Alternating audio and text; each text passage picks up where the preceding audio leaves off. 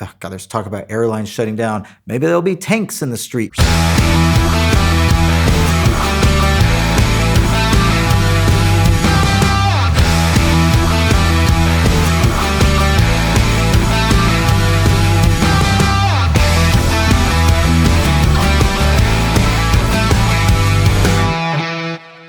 So I had worked with Glenn remotely, and I want to say this was either the first or second time I had been asked to come out here, fly out here. And I love this studio. He's the best guy. This whole place is amazing. And so this one project, this was, I forget the date, but I guess most people know this date. Once it's 2020 March, something like that, like right before everything just got locked down and it became this crazy situation. He asked me to fly out. We're doing this project. It's like this kind of R&B blues project. We're all having fun, but it does seem like there's some strange things happening in the world, and there's a lot of pandemic talk. Nothing has actually happened yet, but we're here and we're having fun. And I don't remember how many days I was here, but just things just rapidly, every hour that went by, everybody's looking at their phones and like, what's happening exactly? And that was sort of the vibe of the whole record, trying to have a good time, make good music, but also the fear of like, am I gonna get home? When you make music and you're going through something, because a lot of times you make music and you're having your own personal things going on, family, or you're doing great and you see this other guy's like not doing so hot.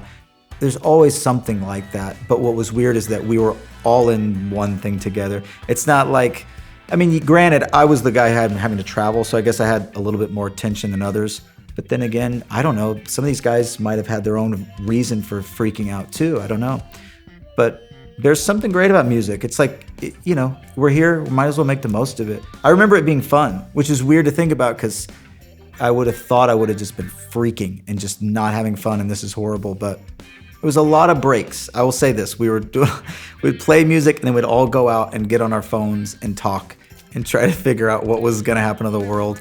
It was kind of a funny time. It wasn't actually that scary, I think. It was more just like, as long as I get home, I'm sure this will be fine. But it was definitely like a lot of people just, and me and Glenn just going like, what is this? This is so crazy. But then going back in here and be like, well, we get to do this for a living. Might as well do it. It's a lot of fun. And then we're gonna geek out about gear and drums and music and all that stuff. And you just kind of go back and forth with like, we're making music, this is awesome, and then checking your phone and going, oh God, there's talk about airlines shutting down. Maybe there'll be tanks in the street tomorrow. And people were really, they had this mindset of like, we have no idea what's gonna happen. The problem that I had too was that I actually had a record to do right after this, the next day in Nashville for 2 days. It was 2 days. Idea was I was working here, go straight to Nashville, fly to Nashville. I had a ticket booked, everything was like good to go. And then I would fly back home. So while I was here, I'm having conversations with everybody, we're all trying to like work out what is happening to the world. By the time I was ready to leave and we were done here, people were looking at me like, you should just drive, I think. Like rent a car and drive to Nashville. It's not that far. Because I didn't even know if I'd get on a plane. Like no one has any concept of what's about to happen. So I just remember, it doesn't make sense now, but I guess at the time it made sense. I was like, I'm not even gonna get on the plane or try to go to an airport. I'll just drive the country roads to Nashville. And I remember it was a fun drive, actually. It was a beautiful drive. Apparently nobody was on the road because it was like the end of the world. I went to a Cracker Barrel. I think I was the only person there. It was the strangest thing. And then I did 2 days there while things were only getting worse and weirder. And I'm sitting there regretting why I even went there. I thought maybe I should have just gone home. Maybe this was a stupid idea. Long story short, I did get on the last flight to LA. And I swear to you, the next day I woke up and there were no more flights available for anybody. So I barely made it home. It's kind of hard to have like a funny story. Most of my funny stories in my job, it's because there's some incompetence or some asshole or something that's like, well, yeah, it's a good story. Do you know what happened to me? You know what I mean? You come here and there's other studios like that. It's like, I don't know what to say. You guys are great.